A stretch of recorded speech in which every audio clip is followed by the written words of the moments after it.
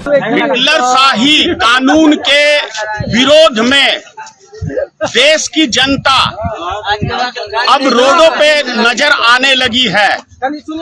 अभी मैं खड़ा हूँ कपिलेश्वर रहिका प्रखंड के नजदीक हाईवे के ऊपर NH 557 रोड पे, और ये जो आप देख रहे हैं रोड पब्लिक ने घेर दिया है कि आप आ नहीं सकते, जा नहीं सकते।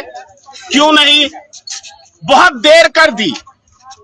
एक गाना है तवाइफ फिल्म का, बहुत देर से दर पे आंखें लगी थी, हुजूर आते आते बहुत देर कर दी। तो जनता ने इस आंदोलन को शुरू करने में मैं समझता हूं बहुत देर कर दी। जिस दिन मोदी और अमित शाह ने ये कानून बनाया था कि मोटरसाइकिल चालक के ऊपर कि आप हेलमेट नहीं पहन के चलते हैं तो 1000 रुपए का जुर्माना, आपके पास लाइसेंस नहीं है तो 5000 का जुर्माना, आपके पास इंश्योरेंस फेल है तो 5000 का जुर्माना, और यदि नाबालिग बच्चा कोई गाड़ी चला रहा है तो उसके गार्जियन को 25,000 का जुर्माना। ये हिटलर शाही का प्रमाण था। उस दिन पूरे देश की जनता आराम से उस कानून को मान लिया। लेकिन देश एक और देश के अंदर कानून दो तरह का।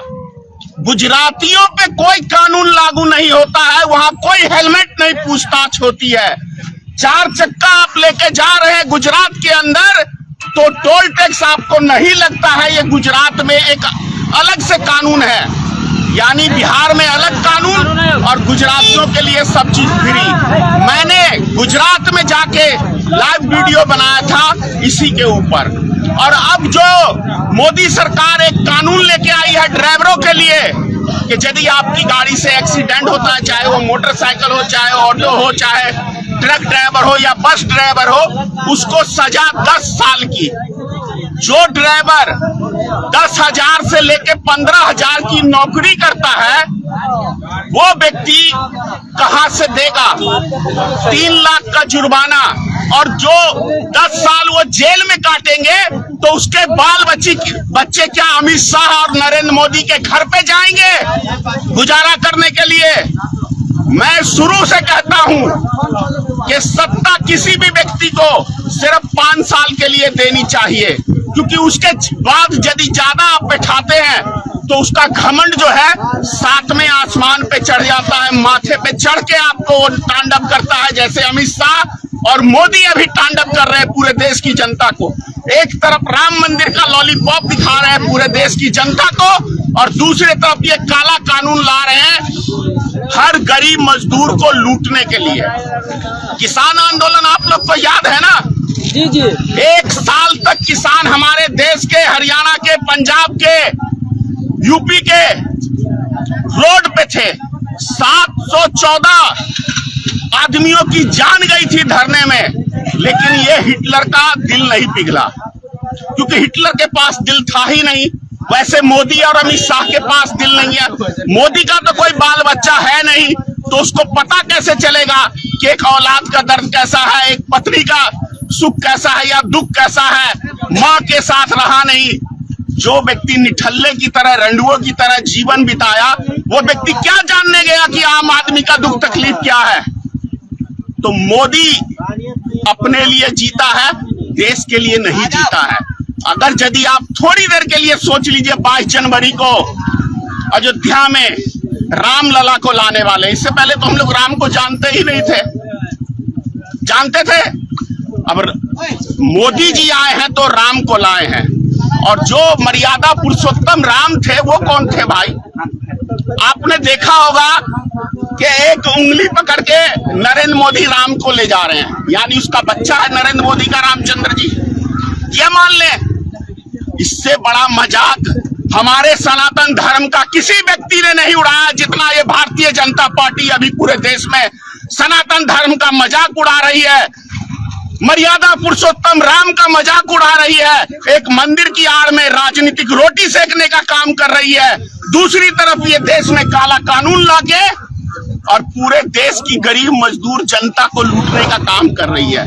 तो समझने का टाइम है। 22 जनवरी के बाद इनका मुद्दा क्या होगा रामलला को विराजमान कराए हैं मोदी जी, तो उसके नाम पे वोट दे दीजिए। 2019 का चुनाव याद है, 42 जवान को हमारे शहीद करने के बाद ये देश सुरक्षित हाथों में है। मतलब अपने देश की सेना को मोदी मरवा के और तब उसके नाम पे वोट मांगा।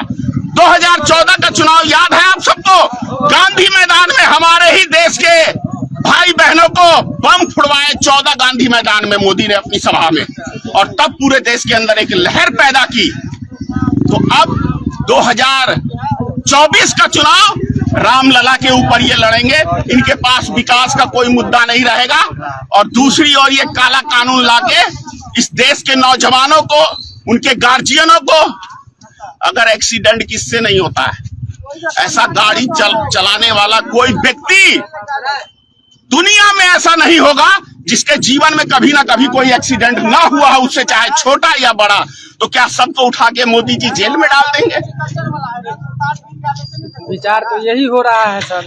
तो ऐसे प्रधानमंत्री को आप उखाड़ के फेंके।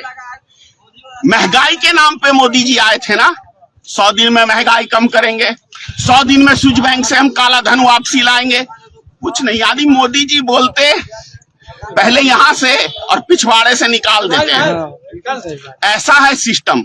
तो जिस देश के प्रधानमंत्री का जुबान की कोई वैल्यू नहीं, वैसे व्यक्ति को यदि माथे पे आप लोग बिठाएंगे तो यही हाल देखना पड़ेगा, रोड पे आपको खड़ा होकर धरना प्रदर्शन करना पड़ेगा। तो समझ जाइए 2024 का चुनावी तैयार है रामलला। तो आप लोग को रामलला चाहिए या देश का विकास चाहिए या आपके अपने बल बच्चों की सुरक्षा चाहिए, बेहतर भविष्य चाहिए, ये आपको सोचना है। हर गांव में मंदिर है, बहुत सारे मंदिर में आप देखेंगे शाम को कोई दिया नहीं जलाने वाला नहीं होता है। अयोध्या में राम मंदिर बन रहा है, उससे यहाँ की जनता को क्या फायदा? और यदि सरकारें मंदिर बनाने का काम करेंगी तो विकास का काम कौन करेगा? जापान वाला आके हमारे देश में करेगा क्या?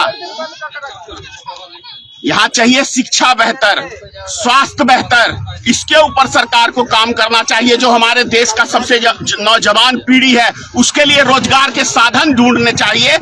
तो रामलला रामलला रामलला अपने आप आ जाएंगे। उससे पेट नहीं भरेगा, पेट भरेगा रोजगार से। रोजगार जरूरी है देश के नौजवानों के लिए, शिक्षा जरूरी है, बेहतर स्वास्थ्य जरूरी है। इसके ऊपर हमारे देश की जनता सोचे। और मैं आपसे अनुरोध करूंगा कि अभी भी समय है, 2024 शुरुआत हुआ है, यानी 2 जनवरी है आज, अभी भी समय है। आप लोग संभलिए और ऐसी सरकार को जो आपके हितों की दुश्मन है, ऐसी सरकार को उखाड़ के फेंकिए। पीछे एम्बुलेंस आ रहा है, उसके लिए हमें रास्ता क्लियर करना है। जय हिंद।